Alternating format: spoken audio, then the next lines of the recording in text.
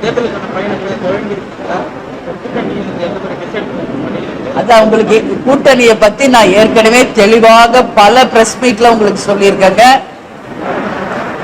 கூட்டணி என்பது எங்கள் கட்சியை நாங்கள் இப்ப வலுப்படுத்த வேண்டியிருக்கிறது.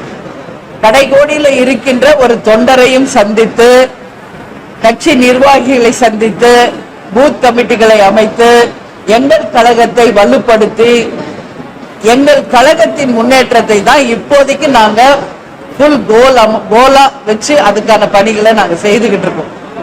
இதுக்கு ஈஸியா எங்களுக்கு 5-6 மாசம் ஆகும். ஏன்னா தமிழ்நாட்டில் இருக்கின்ற 234 தொகுதிகளுக்கும் நேரடியா செல்ல இருக்கிறோம்.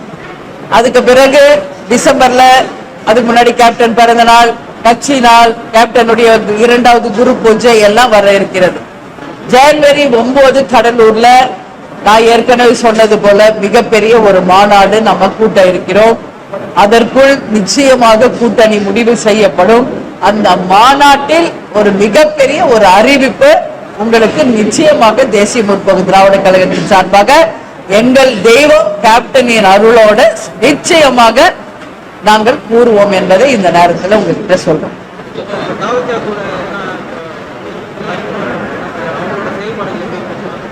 தெரியல இப்போ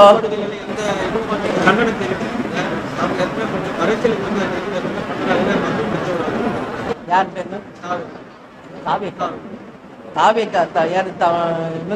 விஜய் இல்ல அது இப்பதான் வந்திருக்காருங்க விஜய். அவர் உடனே கண்டனம் தெரிவிப்பாரா? அதெல்லாம் இப்ப நம்ம எதிர்பார்க்கவே முடியாது. முதல்ல அவர் களத்துக்கு வரட்டுங்க.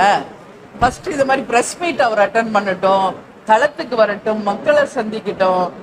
அதுக்கு அடுத்து அவருடைய ஒரு நிகழ்வை பார்த்த பிறகுதான் அதை பத்தி நம்ம சொல்ல முடியும். அதனால அவர் யாரு கண்டனம் தெரிவிக்கலன்றதுனால நீங்க என்ன கிட்ட கேள்வி கேட்கிறீங்க. இது நீங்க என்கிட்ட கேட்க கூடாது. இது தாவேக நிர்வாகிகளிடம் கேட்க வேண்டிய கேள்வி.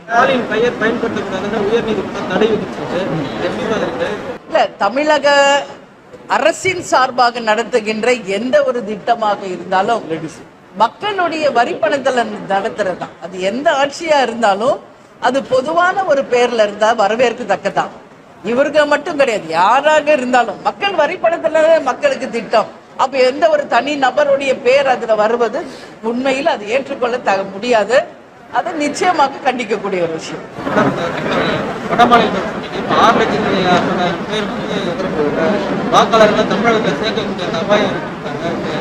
அது கண்டிக்கத்தக்க ஒரு விஷயங்க.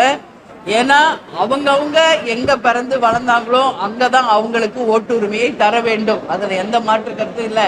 நாம் இந்தியாவா இருந்தாலும் பல்வேறு மாநிலங்கள், பல்வேறு மொழிகள் இங்க இருக்கு. இப்ப தமிழ்நாட்டை சேர்ந்தவர் ஒரு வேலைக்காக அடுத்த ஸ்டேட்டுக்கு போனா அங்க அவருக்கு ஓட்டுரிமை கொடுப்பாங்களா?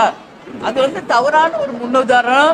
நிச்சயமாக வேலைக்கு வந்தவங்க, இது தமிழகம் வந்தாரை வாழ வைக்கும் பூமி. வேடந்தாங்கல் மாதிரி வந்தீங்க, வேலைக்கு வந்தீங்க, சம்பளம் வாங்கினீங்க, ஓகே.